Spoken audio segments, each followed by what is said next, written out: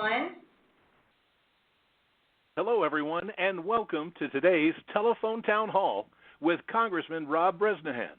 During today's event, we'll be taking questions from constituents like you. To ask a question, please press star 3 on your telephone keypad to enter the question queue. During this call, you can also sign up to receive the Congressman's e-newsletter by pressing star 6 at any time. Again, press star 3 to ask a question and star 6 to subscribe to the newsletter. And with that, I'll turn it over to Congressman Bresnahan. Congressman, the floor is yours, sir. Good evening, Northeastern Pennsylvania. I'm just going to give it a moment here to allow all of our callers a chance to log in. It's been a very busy day here in Washington, D.C. We had a special visitor at our Small Business Committee, and just know that the team and everyone on Team Bresnahan is fighting every minute of every day for Northeastern Pennsylvania. So, let's see, 6:32. Well, thank you all so much for joining me tonight for a discussion on what I've been up to in Washington and how I can best represent you in Congress. As Dirk said, if you have a question, please press star 3 to be added to the queue and ask a question. If you would like to sign up for our newsletter, the Bresnahan Beat, please press star 6. I've had the privilege of serving as your representative for just over 5 months now, 158 days to be exact. Who's counting? In these 5 months, I've dedicated every day to fighting for Pennsylvania's 8th District. At the end of the day, I often ask my team, how did we fight for Pennsylvania 8th Congressional District today? Everything I do here, from committee hearings to introducing bills, to meeting with stakeholders from the district, and voting on legislation, is all to improve NEPA of our friends, our neighbors, and all of us that live and call this place home. Since entering office, I've introduced 7 pieces of legislation and co-sponsored nearly 70. I believe the official count is 68 as of today. 2 of my bills, the Simplifying Forms for Veterans Claims Act and the CEASE Act, have been passed by the House. Additionally, I've had the privilege of welcoming EPA Administrator Lee Zeldin and the United States Secretary of Labor, Lori Chavez-DeRemer, to Northeastern Pennsylvania to discuss how they can support our home at the federal level. As an active member of the House, I participated in dozens of hearings on my 3 different committees, the committees on agriculture, small business, and transportation infrastructure. Just today, we held a hearing of Small Business Subcommittee on Innovation, Entrepreneurship, and Workforce. During the hearing, we actually got to hear from Lou Champy Jr., a small business owner and resident of West Pittston, Pennsylvania. The best part of my days is when I get to meet or talk with someone from home. And having Lou here was no exception. He also just totally rocked the hearing, and we'll get some footage up online because he just brought such energy. We had a chance to talk about his small business and how his partnership with our local rail riders have been beneficial to his company and to his family. And while I'm proud to represent you in Washington, my greatest joy is when I can speak directly with you about how my work can positively affect you. My team and I have been hard at work these past 5 months, but we're just getting started. Tonight, I'm here to answer your questions, share development on my work in Washington, and learn more about what is most important to you. I think it's really important to hear directly from me. I mean, there has been a lot over these last 5 months, and hopefully we can ease some minds and reduce some tensions. And, well, enough for me. Let's get to some questions. All right, a quick reminder, please press star 3 if you've got a question you'd like to ask to your congressman. And our first caller with a question is Judith. It looks like budget cuts for seniors is on her mind. Judith, go ahead with your question, please. Hi, Rob. It's Judy Orange from over in Holmesdale. Was at your Wilkes-Barre rally yesterday. We really showed them. Besides that, I keep hearing that that you're going to be cutting seniors' Medicare. in the bill. Could you please explain that? Well, Judy, thank you so much for calling. We've been tracking also the weather up in Honesdale. I know the last time we got 4 inches of rain in 4 hours, it was totally devastating. And I've been thinking about you every time the rain starts to come down and hoping things continue to go the way that I'm hearing they are and that everyone is safe. But this legislation, then I'm guessing we're referencing the One Big Beautiful Bill, H.R. 1. The legislation will prevent the largest tax hike in American history. And it's a win for all the working class families in northeastern Pennsylvania. I know you specifically mentioned seniors here and Social Security and Medicare. And a big question that we get at the office a lot is relating to the no tax on Social Security. And if you'll notice, there's a $4,000 deduction for seniors specifically because a part of the reconciliation process, we weren't allowed to touch Medicare or Social Security. That's why we did a below-the-line deduction of $4,000 specifically for our senior citizens. But also, this bill is about Main Street. It's not about Wall Street. This package keeps the Trump tax cuts for working families, preventing the largest tax increase in American history. The average family would have faced a $1,700 tax increase without this legislation. It ensures the standard deduction of $15,000, which most taxpayers take, doesn't go away, and it increases it by $2,000 for the American family. This legislation is for the working class family, for those in the service industries, for our retirees, and for our small business owners. Something also that was going to expire was the $1,000 per child tax credit. It remains in place, and it puts NEPA's workers and small businesses first. What's also new is that it eliminates taxes on tipped income for over 4 million tipped workers. It eliminates taxes on overtime pay for the nation's 80 million hourly workers. It also allows for the deduction of interest payments on American-made auto loans. Something that I'm super passionate about is expanding the 529 education savings account opportunities to help those trying to enter the workforce and being able to allow 529 plans and expanding what their eligibilities are. I mean, considering it's over $4,000 to $5,000 to get a CDL driver's license, I think this is a great step in the right direction. It also makes permanent the 20% pass-through deduction for small businesses. By some estimates, it prevents 6 million jobs from being lost. And something that I'm also really passionate about sitting on the aviation committee, it provides $12.5 billion in funding for air traffic control modernization. And I was so lucky to be able to visit our own Wilkes-Barre-Scranton International Airport just a few weeks ago and got to see firsthand what actually happens in the TRACON and the control tower, and we have incredible air traffic controllers in northeastern Pennsylvania. This also funds border security. It doesn't cut taxes for the wealthy. The current top marginal tax rate is 37.1%. It remains the same under this legislation. So it was 37.1% before we voted, and it's 37.1% after we voted. So, Judy, I hope that provides some solace to perhaps some of the rumors or the misnomers that have been circulating, and really appreciate the question. Thank you.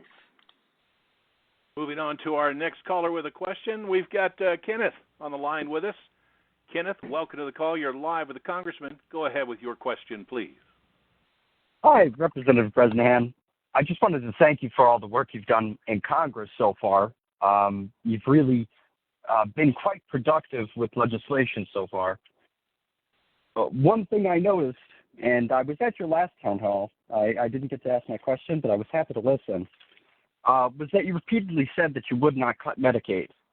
However, you did vote for the One Big Beautiful Bill, which will, in the next 10 years, increase our deficit by $2.4 trillion and result in 10.9 million more people being left uninsured without health insurance.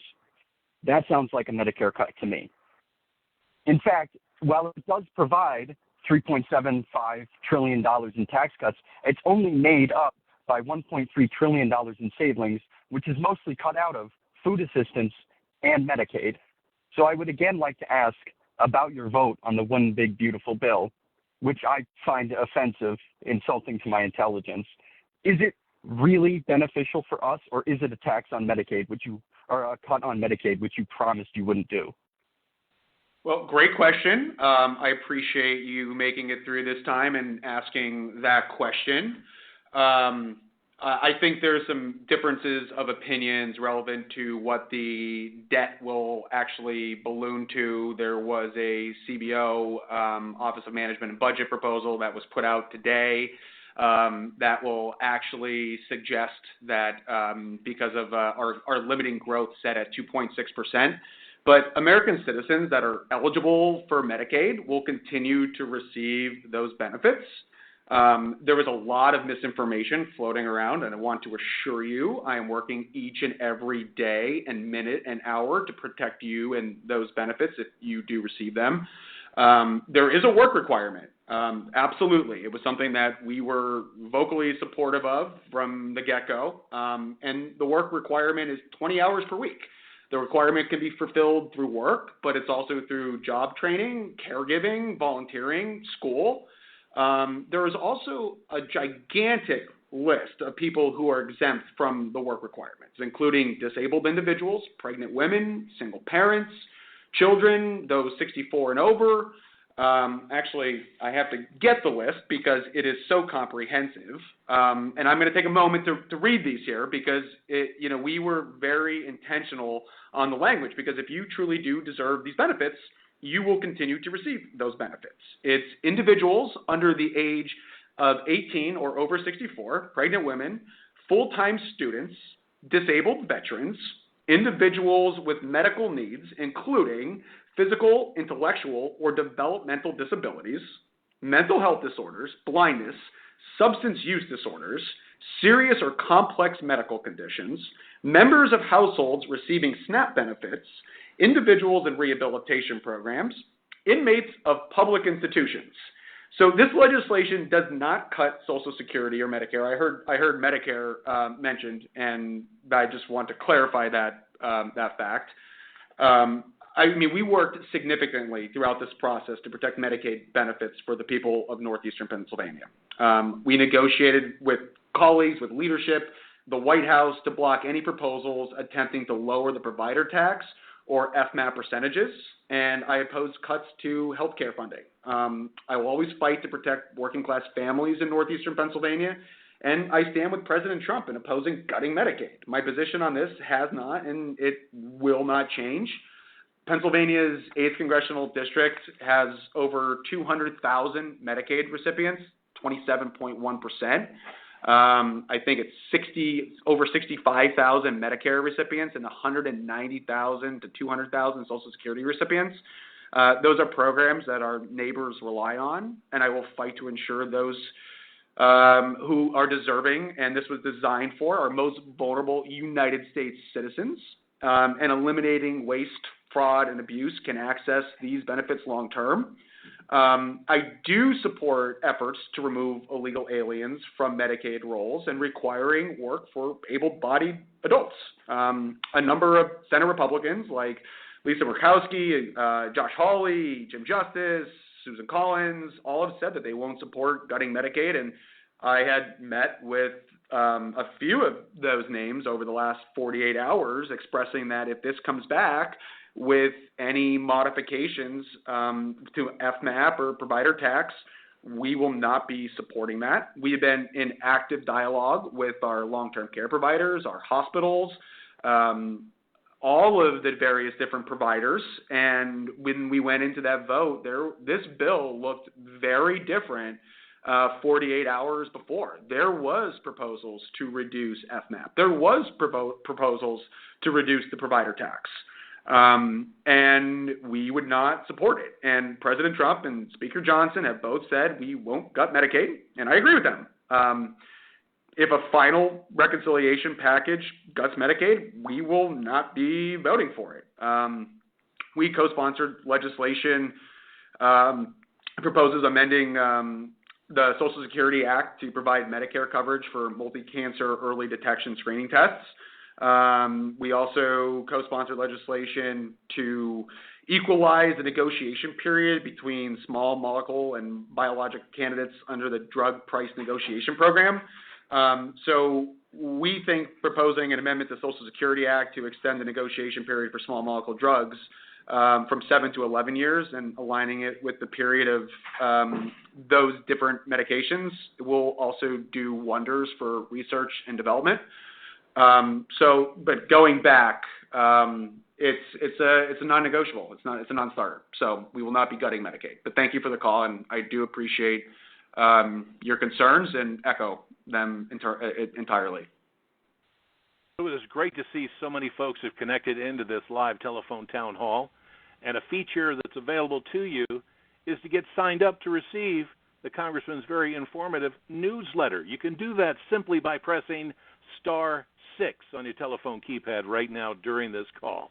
Again, please press *6 to get signed up to receive the Congressman's newsletter. Now, next up on the call, we're joined by Ellen. Ellen's got Medicaid on her mind. Ellen, welcome to the call. You're live with the Congressman. Hey, Congressman Bresnahan. You actually really just answered my question about Medicaid, so I don't want to beat a dead horse.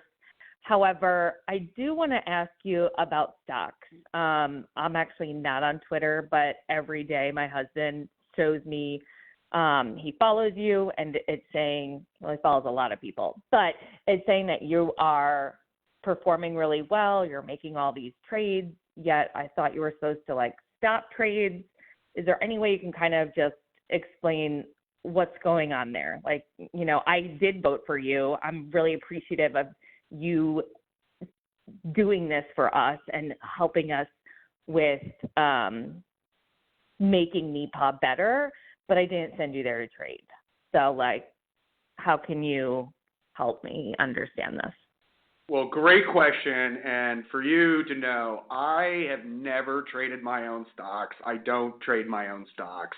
Like many Americans, I rely on a financial advisor to make these transactions.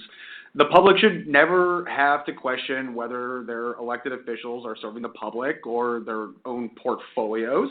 That's why I introduced the Trust Act to restore the integrity Americans expect and deserve from their government. Members of Congress should not be allowed to profit off of the information they are entrusted with. This is a belief I've had since before taking office, and this belief has not changed. When we had wrote different op-eds to suggest that members should not trade, I really think it would be a breach of trust if a member of Congress was walking out of a sensitive committee hearing and then executing his own trade. I think that's totally unacceptable. Honestly, I find out when the PTRs are filed within the rules, and I think what's really important to know is that we have been following the rules. We have been not accused of breaking any laws or violations of the Stock Act. And we have actually gone a step further. We have been having hours-long dialogue with the Ethics Committee to establish a qualified blind trust. So then it just takes every question out of the equation. But the Trust Act, this legislation would allow for new levels of transparency and as a safeguard to ensure Washington works for the people, just like the millions of Americans who have retirement plans and trust their financial advisors, what they trade, what they sell, what they buy. I honestly have no idea what's inside of the portfolio that I own. I see the PTR report that is filed at the end of the month. But I think you need to know that the trades that are being executed on my behalf, I do not have any dialogues with my financial advisors. Years ago when these accounts were set up, we discussed an investment strategy, my age to retirement, just like the millions of Americans that have Roths or 401ks or annuity plans. In my past life, I served as the trustee to an annuity program for an IBEW. And that's what we entrusted our brokers and professional advisors to ultimately do. So the people in northeastern Pennsylvania need to know that I am not actively day trading off of sensitive information, and it is it's a giant fallacy. And you can follow along and look at my PTR reports; it's all public. But I personally do not instruct, direct, or make any of my own transactions or trades. But I appreciate the call, and thank you very much. So a great feature that's afforded us on the technology we're using for this live telephone town hall is our ability to hear from the constituents, you, everyone that's listening in. We're going to ask a question, and you can use your telephone keypad to provide your answer. And the question we're looking for your input on: what issue is most important to you? If it's cost of living, please press 1. Border security, please press 2. Protecting Medicaid, Medicare, Social Security, please press 3. Infrastructure, please press 4. Something other, please press 5. So again, we're looking for your input on this question: what issue is most important to you? If it's cost of living, please press 1. Border security, press 2. Protecting Medicaid, Medicare, Social Security, press 3. Infrastructure, press 4. Something other, press 5. A number of folks are keying in their response. Thank you very much for responding to our poll question. And let's get back to our live questions. People have pressed star 3 to ask a question. And don't forget, you can press star 6 to get signed up to receive the Congressman's newsletter. So here we go. As we go back into the caller list, it looks like we've got Scott joining us. And Scott, see if we can press this button correctly. I apologize. We've got I think I'm frozen here. Jen, can I get a little help here? Looking to get Scott up online. Scott, I believe we've got you connected now. Go right ahead with your question. Hi, Congressman. I'm wondering about the Job Corps funding for the youth 16 through 24. How does it stand right now for Job Corps funding? Well, I appreciate that question, Dirk. Thanks for you have a fantastic, soothing voice there, so it's very appreciated. And great question on Job Corps. I remain highly concerned about the potential closure of our local Job Corps centers like Keystone and Red Rock, and it is a priority for me to ensure that this work will continue into the future. I met with leadership from Keystone and other Job Corps centers earlier this year, and I know the great work that they do to help develop the much-needed workforce in northeastern Pennsylvania. These centers provide pathways to construction and manufacturing jobs and are a valuable part of maintaining a strong workforce. Recently, I spoke at the Hazleton Chamber of Commerce, where the event was actually sponsored by the Job Corps. And after the news regarding the closure of the Job Corps centers, I have immediately started working with my colleagues to work towards a bipartisan solution. We signed a letter with my colleagues to the Labor Secretary, Lori Chavez DeRemer, urging for the continuation of the Job Corps program and detailed how this program impacts our young adults. So I will continue to push to keep our Job Corps Center open and successful. We've sponsored appropriation requests for Job Corps, and we still continue to maintain a weekly dialogue with various different representatives. And this is something that both Republicans and Democrats have expressed their concern over the closures of. So we're monitoring this one very carefully, closely, and we'll be providing updates as we learn them. So I'd like to provide the results from the polling we just did. It's great that so many people participated. Thank you very much for doing that. And what issue is most important to you?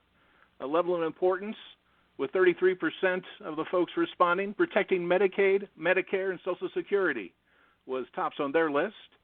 Moving on to something other at 22%. Then border security was at 21% as the most important issue. And then it went to cost of living and followed up by infrastructure as the final important item. So thank you again to everyone that participated in that poll question. I know that we've got a couple more questions lined up, so please, we'd love to hear your feedback from our questions. And let's get back to callers.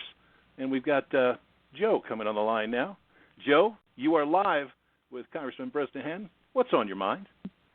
What's on my mind is I live in Carbondale, which is considered a city. Number one, we don't have 10,000 heads. We're under par with that. We should be a town or a borough. That's to start out.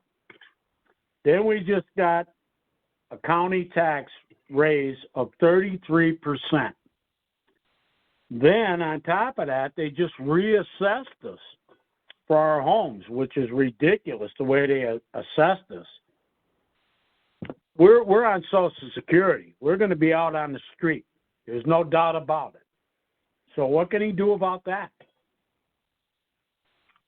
Well, I mean, the very, very frustrating when you see a 33% county increase on top of the reassessment. I mean, it is incredibly, it's tragic is what it is.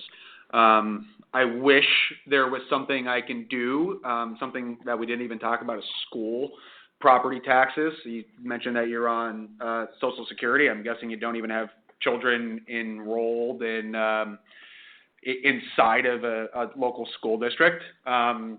I think what I can do and what we are trying to do every single day is, we had mentioned earlier, the $4,000 below the line tax credit for senior citizens, and making energy and utilities more affordable. We can look at, the top issue for most Americans in the fall, myself included, was the economy. Inflation is squeezing the pockets of hardworking and retired Pennsylvanians and our families and seniors on fixed income. So controlling inflation will require a strong pro-growth economic strategy, which puts Americans first. Going back to the utilities, earlier this year, UGI proposed raising gas rates on ratepayers by over 10%. I wrote a strongly worded opposition letter to the Pennsylvania Public Utility Commission expressing my strong disdain to this rate hike. 10%, 11% rate increase may not seem like a lot to a multi-billion-dollar corporation. It's a lot to northeastern Pennsylvania. So we have to find and pivot alternative ways to back to the kitchen table issues. Keeping taxes low is vital for supporting our families and small businesses. That's why we voted for the reconciliation package last month, which obviously extends the Tax Cuts and Jobs Act of 2017. The average taxpayer in PA, our district, would see 24% tax hike if these tax cuts expired. A family of four making $61,000 a year, the median income in our district, would see a $1,156 tax increase if these expire. It's about 6 weeks of groceries to a typical family of four. We also co-sponsored bills to protect senior citizens from scams. These are just, we have so much incoming from so many different directions, and going back to our families, almost 80,000 families would see their child tax credit cut in half if we did not pass the reconciliation package. We would see over 90% of our district families would see their guaranteed deduction slashed in half. The Association of Manufacturers estimates that if these provisions expire, our district will lose 12,000 jobs, $1 billion in lost wages. So going back to the energy prices, soaring energy burdens all of our families and local businesses and holds our district back from reaching its energy potential. So I'm a big believer in unleashing our energy potential to really grow our district, and we can do that in a responsible way. So there's a lot to be done. I understand and empathize with your concerns. I have a 96-year-old grandmother who lets me know that she struggles, and it is very hard. So I appreciate the call. That's something that I will carry with us in every single decision that we make, and I appreciate you taking the time to be on a call here tonight and know that it's not in vain, and we look for opportunities to advocate for our home every single minute, every single hour of every single day.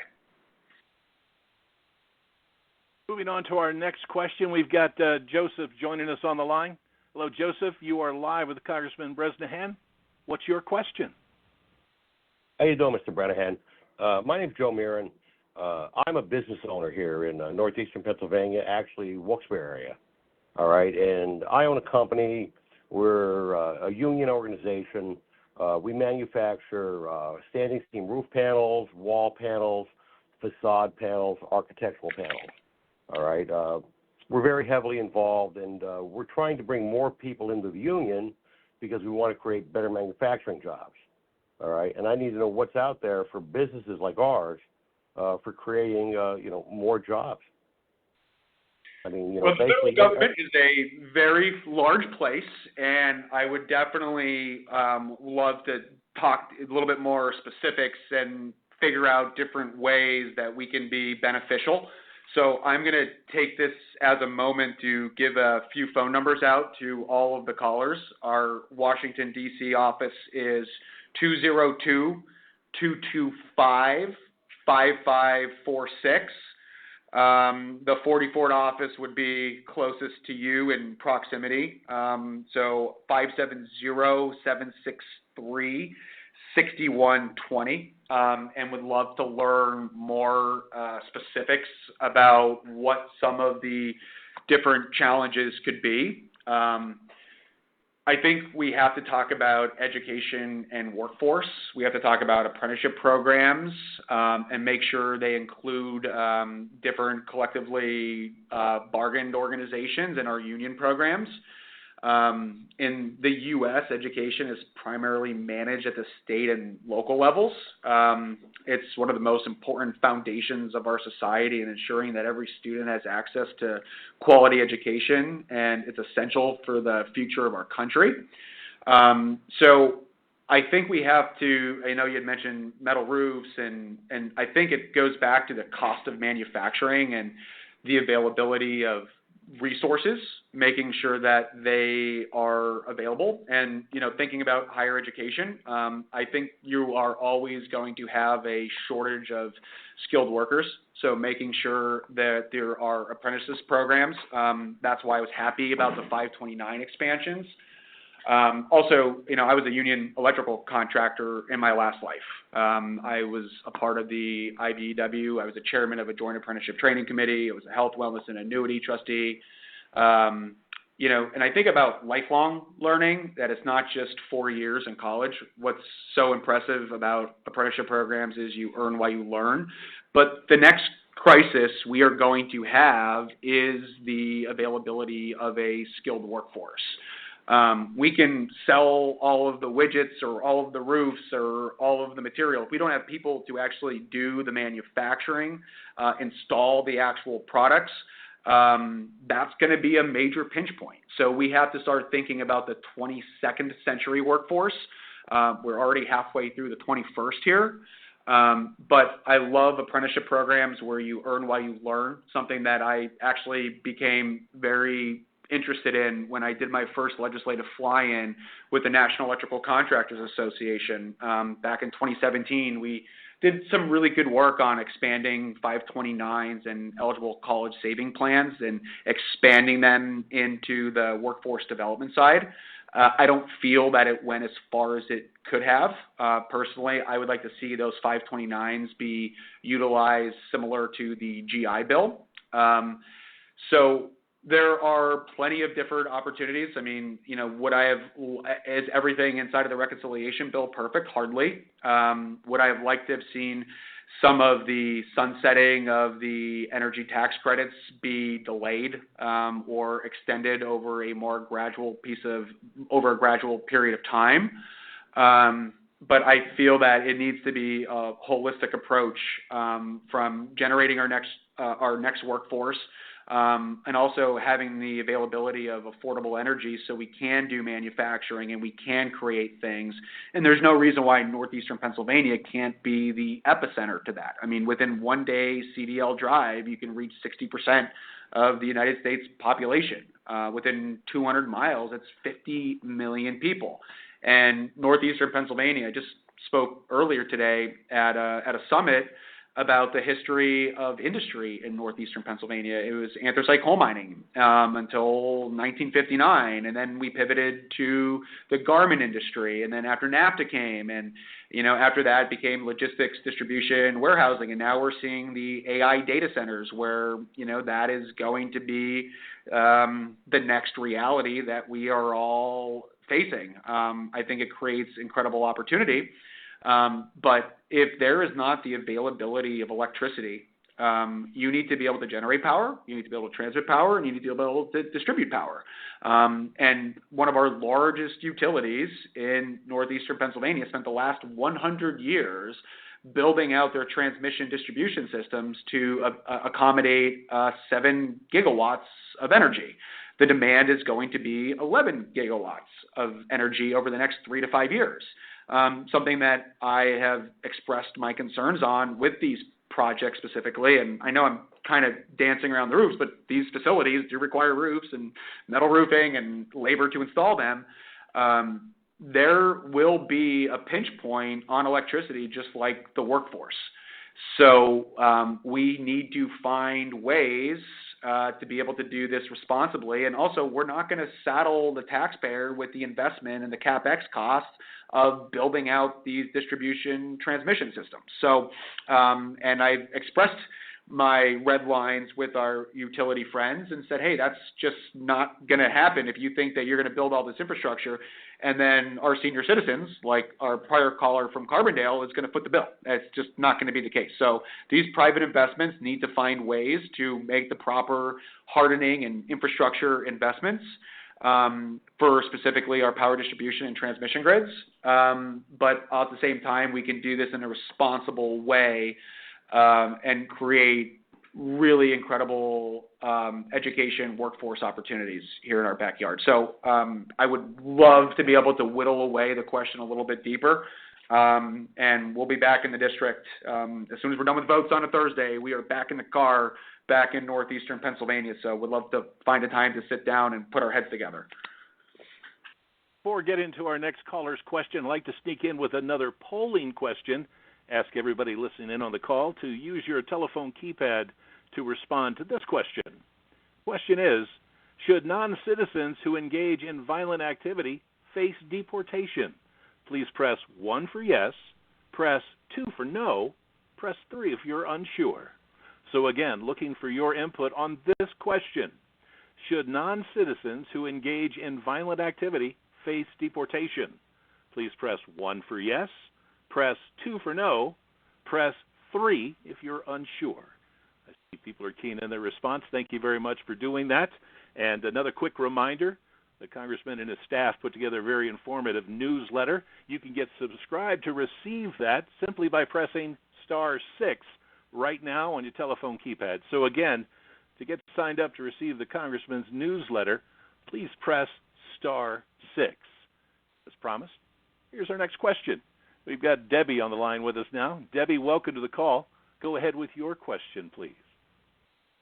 Thank you so much. Thank you, Congressman. This is Debbie, and I'm calling from Waymart in Wayne County.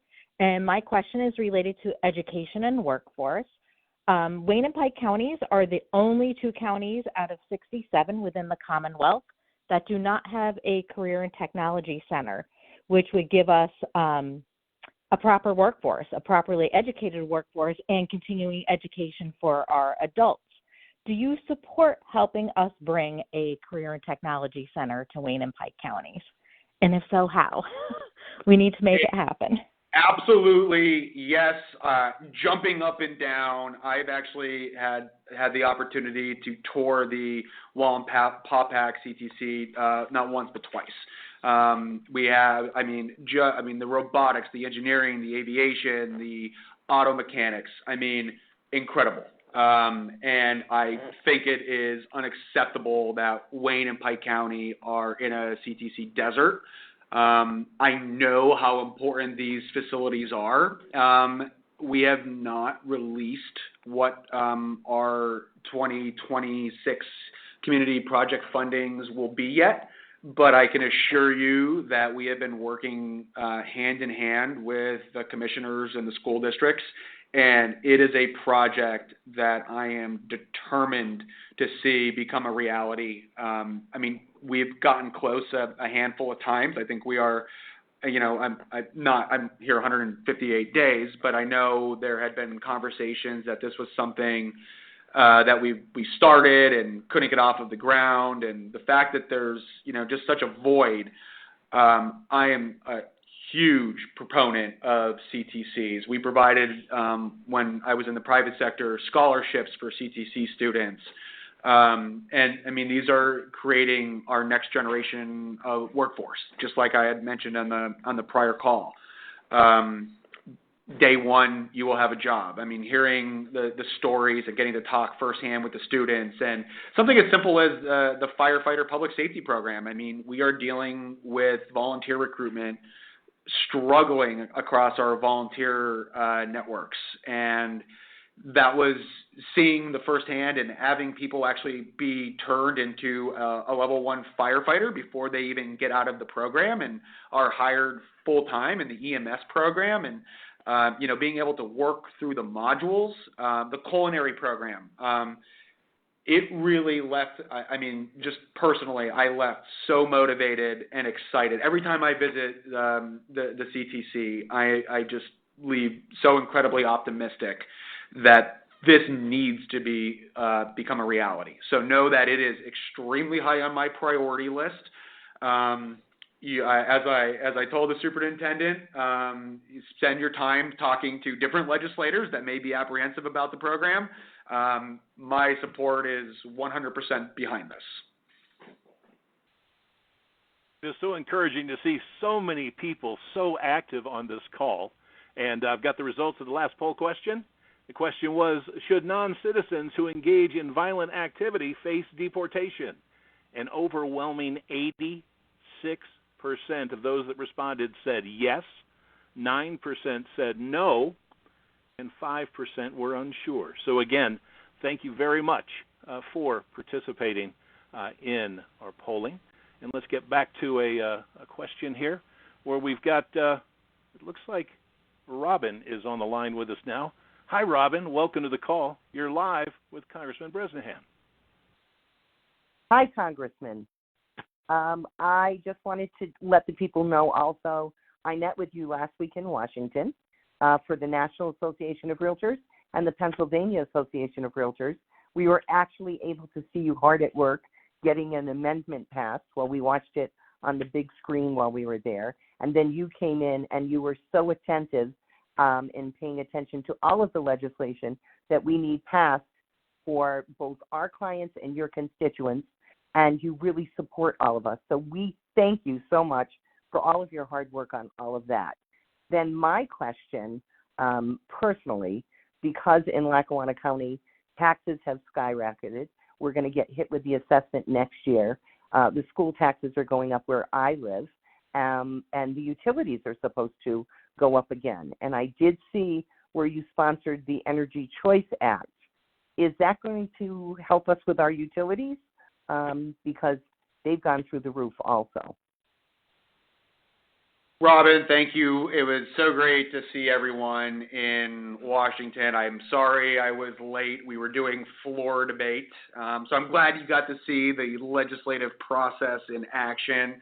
And like I had said earlier in the opening, whenever there are constituents from the district, I really make it a priority to be available to see the people from home, because it reminds me of home, and we are working in Washington over 160 days a year, so being able to see familiar faces and being able to advocate. I think a big misconception is members of Congress know everything about everything, and that's just not the reality. So what's really important to know is to hear directly from the people and how it affects them in various different pieces of legislation. But the Energy Choice Act, to go back to the original question, it prohibits states and local governments from prohibiting or limiting the connection, modification, installation, distribution, and expansion of energy services based on the type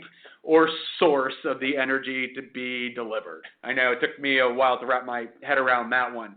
But it's for permitting reform. It gets more electrons on the grid, and it preempts states from banning fossil fuels, natural gas connections in homes or in businesses.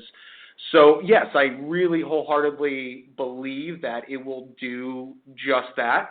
I think energy and just northeastern Pennsylvania, environment and energy goes hand in hand, and it's northeastern PA is home to growing recreational economy built around our region's incredible natural beauty. The Pocono Mountains, the Delaware River Water Gap Recreational Area. And last month we joined on to an appropriations committee letter supporting robust funding for the National Park Service and the National Park Foundation. This will ensure the Delaware Water Gap Natural Recreation Area and Steamtown Historic Site receives the funding that they need to operate and serve our district. We also sent a letter to Doug Burgum, the Secretary of the Interior, supporting our national parks. I'm a firm believer in yes and approach. We can engage in safe energy production and conserve and protect our natural resources at the same time. I don't know if you remember, but back in March, we had a roundtable in Swiftwater with EPA Administrator Lee Zilbin, and we were joined by local and state officials and stakeholders, and, we had a really productive discussion and the importance of energy dominance. I believe energy dominance is national security, just like food security is national security. And there was a big conversation around the rain tax in the district. I've expressed my concerns over the rain tax or the stormwater management fee, and will continue to work with the necessary officials and agencies. And just 2 weeks ago, when I was in the White House, I'd also mentioned it again. It has a very catchy name, and people certainly remember it.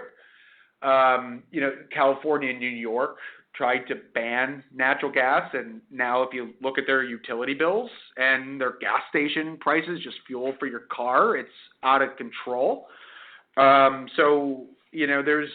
almost $1 billion worth of natural gas in Wayne County, and I really do not like when bureaucratic groups overstep the ability for private property owners to responsibly capitalize on the energy underneath their feet. And actually, I joined some legislation that would, with Scott Perry, that would permit some drilling in the Delaware River Basin. So there's a lot of work to be done.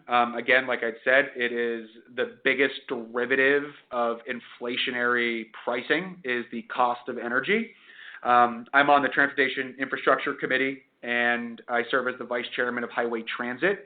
And something that both Republicans and Democrats 100% agree on, I actually am on a caucus called Build America Caucus. It is Democrats and Republicans, and we both universally agree that permitting reform needs to be solved and quickly. I know the last time I did a town hall, there was concerns about the Nanticoke Bridge, and I saw some of the struggles with permitting reform firsthand when we had met with PennDOT officials as well as our state legislators, state Senate, Alec Minkavich and Senator Baker, and we had asked the DOT, and I had asked the DOT, I said, listen, if we did everything correctly where we ran an inside straight because of the FHWA that's involved in the project. And our state representatives and state senators did exactly what they needed to do.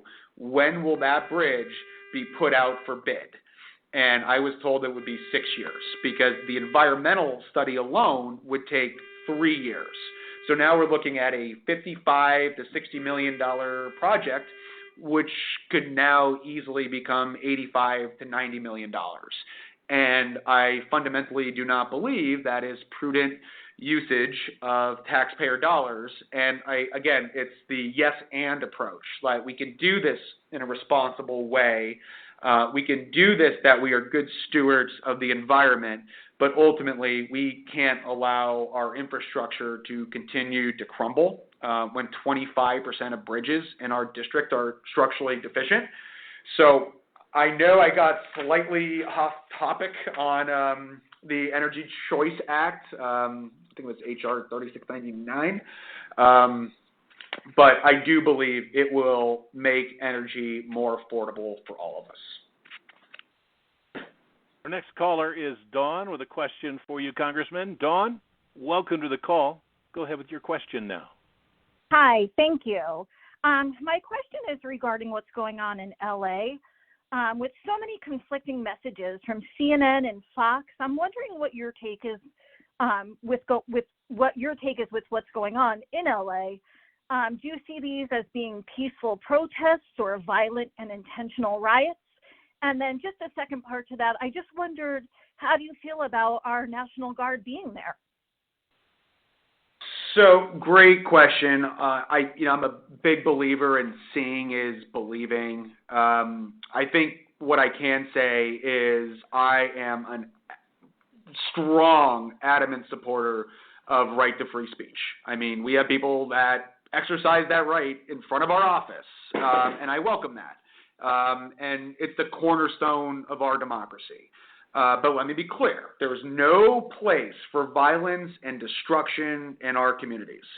I've seen some videos where there was truly burning vehicles on the road. I try not to take a channel perspective bias, but anytime that there are burning vehicles in the middle of an interstate, I find that to be unacceptable to the fullest extent. We shouldn't need to bring in a federal response. That should never be necessary, and it wouldn't have been had the previous administration taken some real action to secure the southern border and prevent the border crisis from escalating in the first place. Our law enforcement officers and families, they deserve to go home safely as well to their loved ones. So I see what I see with my eyes on what is being reported. I have seen some of these demonstrations being respectful and truly nonviolent, but then I've also saw multiple burning police cars on the road. I would hope if that was happening in our district and we were not able to get that under control in one of our town centers, and whether that's City of Wilkes-Barre, Scranton, Honesdale, Pittston, and if we weren't able to get the resources and our small businesses were being looted and lit on fire and cars were being burned, should we not have been able to get the additional resources, I would hope that there would be a national response. I know northeastern Pennsylvania would not respond kindly to actions like that, but I am a believer in free speech, and I believe it is who we are as Americans. But when you resort, and not you, rioters or protesters resort to literally lighting automobiles on fire and damaging small businesses, the backbone of the American economy, they are going through enough. It is hard enough in this current day and age to be able to navigate all of the challenges of running a small business. Not to go too far off topic, but I just spoke to the administrator of the SBA, Kelly Loeffler, and we're working on an event back in the district because she needs to understand what we are advocating for with our legislative priorities, and she will be making a point to come and visit our main streets. But I'm a big also believer in prevention as well and stopping it from getting out of hand before we need to escalate to, the levels of the National Guard and being federalized. So we're watching it carefully. We have some great colleagues that represent areas in LA. I've had dialogues with them and just expressed frustration and compassion because this is their home. And I can only try to imagine the peril in which they are going through, and placing myself in their shoes if this was happening in our own backyards. I'm going to try and sneak in one more question here, Congressman, and that honor goes to Diana. Diana, welcome to the call. Go ahead with your question now. Yeah, hi. In the Senate presently, there is a bipartisan sanctions on Russia bill. I think it has over 83 co-sponsors in the Senate right now. Most of the pundits who are observing the conflicts in Ukraine agree that the war in Ukraine will end when Russia loses. And so, this bill will hasten that, and then this horrible conflict can end.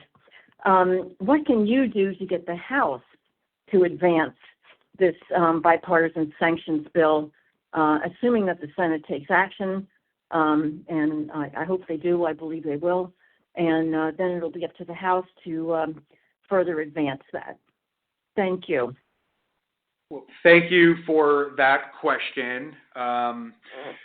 I will review the bill and see where it stands, if there's any lead sponsors inside of the House, and it will be certainly something that we will take a look at.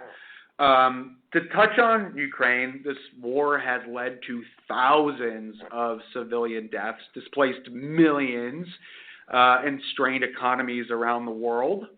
Russia is not a friend of the United States, and its aggression must not be ignored.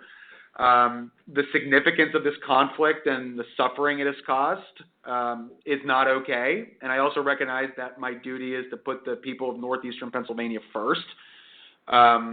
When that does make its way over to the House, we need to be ready to take some action. So we will be reaching out to our Senate counterparts, but continued warfare benefits no one.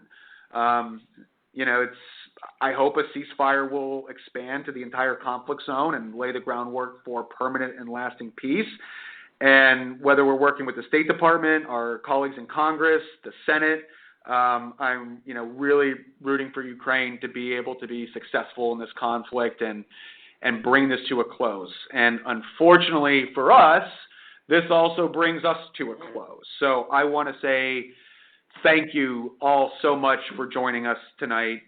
Your time, your voices, and your engagement, it truly does mean everything to me. I want you to know that you are heard. Every day when we ask our team, what are our constituents calling about? What can we do better for the people of Pennsylvania's 8th Congressional District? Every vote I cast, I do so with all of you in mind. I'm honored, truly honored that you've entrusted me to advocate for all of us in Washington, something that I've called home for over 5 generations. And tonight we discussed issues that impact our lives here in northeastern PA, from the reconciliation package to Medicaid and Medicare reforms to ethics in Congress and the future of Job Corps Center. The reconciliation package is for the backbone of our communities, our working class families, service workers, retirees, small business owner. It puts northeastern Pennsylvania first, not the wealthy. On Medicaid and Medicare, I want to be clear. Eligible American citizens will continue to receive the benefits they deserve. There is a reasonable work requirement in place with fair and compassionate exemptions, and I continue to support the removal of illegal aliens from Medicaid rolls to ensure these benefits go to those who qualify. We also touched on ethics in government. I firmly believe that no member of Congress should profit off of privileged information we receive. That's been my stance since day one. It hasn't changed. It will not change. And we also addressed the Job Corps centers, like Keystone and Red Rock, are vital lifelines for so many in our region. I remain deeply, deeply committed to keeping them open and fully funded, and we will continue that as a priority. Lastly, I think we touched on the critical piece of legislation, and I'm proud to be an original co-sponsor of the Energy Choice Act. This bill protects the rights of consumers and communities to choose the energy sources that work best for them. It prevents state and local governments from banning or restricting access to certain types of energy, because in this country, energy policy should be about reliability, affordability, and freedom of choice. Whether it's natural gas, electricities, renewables, families and businesses deserve access to the energy they need without the unnecessary political interference. And importantly, we spoke about education. While education is primarily handled at state and local levels, I believe it is a national priority. Only 8%, less than 10% of funding comes from the federal government, but every child and every community deserves access to quality education. That's how we build a stronger future for our kids, our economy, and our country. So thank you all again for being a part of this conversation. This is your government. Your voice drives our mission. As always, my door is open. I'm here to fight for you. Enjoy the start of a great and safe northeastern Pennsylvania summer, and look forward to seeing you all very soon. Thank you, everyone, for joining today's telephone town hall with Congressman Bresnahan. If you would like to stay up to date on the Congressman's work, please follow him on Facebook, X, and Instagram with the handle @RepBresnahan. If you would like to subscribe to his e-newsletter, at this point in the call, simply stay on the line and leave us your name and email address after the tone. Thank you again for sharing your time with us this evening. We hope you stay healthy and safe and have a great night. This concludes our event. Goodbye.